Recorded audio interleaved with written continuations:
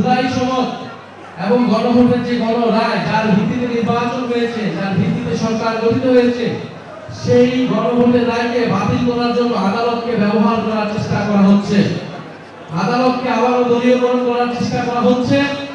আমরা স্পষ্টভাবে বলতে চাই, আদালতকে যদি রাজনৈতিক এজেন্ডার কারণে, নিজেদের দলীয় এজেন্ডার কারণে ব্যবহার করা হয়, চেষ্টা করা হয়, তার পরিণতি খুবই করুণ হবে। বিগত আওয়ামী লীগ সরকার এই একই প্রচেষ্টার মাধ্যমে কিন্তু তার পতন শুরু হয়েছিল।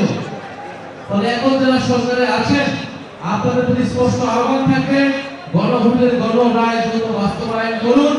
আমরা গণভোটের গণরায়ের মাধ্যমে এই বাংলাদেশ, এই নতুন সরকারের যাত্রা শুরু হোক, নতুন সংসদের যাত্রা শুরু হোক, সেটা প্রত্যাশা করি।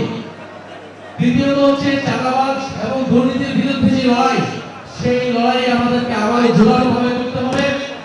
সেটা শুধু নাসিরউদ্দিন পাটোয়ারি ঢাকা থেকে নেতৃত্ব দিলে হবে না। আমরা আশা করব এই চট্টগ্রামে দখলদারিত্ব এবং চাঁদাবাজের বিরুদ্ধে কঠোর প্রতিরোধ তৈরি হবে। আপনারা যারা এখানে আছেন, চাঁদাবাজির বিরুদ্ধে, দুর্নীতির বিরুদ্ধে, দখলদারিত্বের বিরুদ্ধে আপনারা প্রতিরোধ গড়ে তুলুন।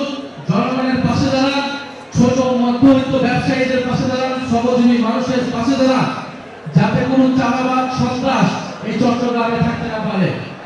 আমরা চট্টগ্রামে শুনেছি, চট্টগ্রামে দেখছি, ফ্যাসিস্টদের আস্ফালন চট্টগ্রামে কমে নাই। ফ্যাসিস্টদের আস্ফালন চট্টগ্রামে নানান সময় আমরা দেখতে পাই। আমাদের কাছে একটা কথা খুবই পরিষ্কার, এনসিপি এবং পতিত আওয়ামী লীগ ফ্যাসিস্ট একসাথে থাকতে পারে না।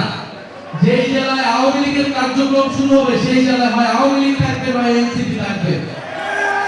ফলে এনসিপির যদি 10 জন নেতাকর্মীও থাকে, সেই অঞ্চলে আওয়ামী লীগের কোনো কার্যক্রম, নিষিদ্ধ ফ্যাসিস্ট সংগঠনের কোনো অফিস কোনোভাবে সেটার জন্য সুযোগ না হয়, সেটা নিশ্চিত করার দায়িত্ব আপনাদেরকে এদেশের জনগণ দিয়েছে, জুলাই গণ অভ্যুত্থানের শহীদরা দিয়েছে। তৃতীয় চতুর্থ, আমাদের আধিপত্যবাদের বিরুদ্ধে যে সংগ্রাম, এই আধিপত্যবাদ কেবল ভারতীয় আধিপত্যবাদ না, বাংলাদেশের বিরুদ্ধে, স্বার্থের বিরুদ্ধে যেই পরাশক্তি যাবে, সেই সকল আধিপত্যবাদের বিরুদ্ধে আমরা লড়াই সংগ্রাম করে যাব। বাংলাদেশের পররাষ্ট্র মন্ত্রণালয় থেকে সাম্প্রতিক সময়ে এই ইরান এবং আমেরিকার যে দ্বন্দ্ব, যেখানে মুসলিম বিশ্বের নেতা আয়াতুল্লাহ খোমেনিকে শহীদ করা হয়েছে, সেই প্রেক্ষিতে যে প্রেস রিলিজ দিয়েছে, সেই প্রেস রিলিজ দেখে আমাদের খুবই কষ্ট লেগেছে। বাংলাদেশ আবার নতজানু পররাষ্ট্রনীতির কবলে পড়লো কিনা, সেই প্রশ্ন বাংলাদেশের জনগণ তৈরি করেছে। এবং বাংলাদেশের পররাষ্ট্র মন্ত্রণালয়ের দায়িত্ব দেওয়া হয়েছে অন্তর্বর্তী সরকারের একজন উপদেষ্টাকে। কেন তাকে দায়িত্ব দেওয়া হলো? কোন পরাশক্তির স্বার্থ রক্ষার জন্য দায়িত্ব দেওয়া হলো? নির্বাচন ইঞ্জিনিয়ারিং এর পুরস্কার হিসেবে দেওয়া হলো কিনা, সেই প্রশ্ন আমাদের কাছে পরিষ্কার হয়নি।